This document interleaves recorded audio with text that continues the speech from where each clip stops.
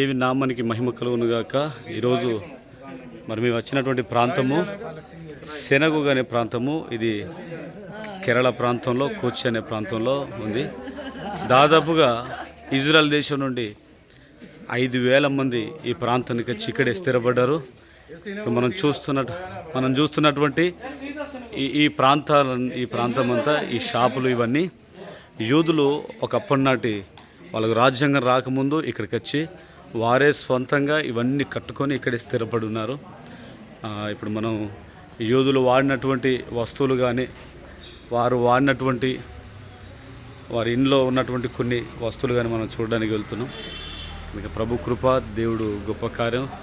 Abraham సంతానమైనటువంటి యూదులు ఈ ప్రాంతంలోకి రావడము, వారు దర్శించినటువంటి ఈ ప్రాంతాన్ని చూడడము చాలా ఆనందకరమైన విషయం. నిజంగా దేవుని నామానికి మహిమ కలుగునుగాక. ఇది అద్భుతమైన ప్రాంతమే ఉన్నది. తర్వాత ఎప్పుడైతే ఇజ్రాయెల్ ప్రాంతం సొంత దేశంగా మార్చబడదో అప్పుడు మరలా ఈ యూదులందరూ తిరిగి ఇవన్నీ వదిలిపెట్టేసి వారి కుటుంబాలతో సహా వారి దేశానికి తిరిగి వెళ్ళారు. ఇప్పుడు ఇక్కడ ఉన్నటువంటి ఈ ప్రాంతం అంతటిని గవర్నమెంట్ ఆక్యుపై చేసి మరి ఇందులో చాలా షాప్స్ పెట్టి బిజినెస్ను నడిపిస్తున్నారు. ఇది అందరికంటే ముందు వచ్చాము.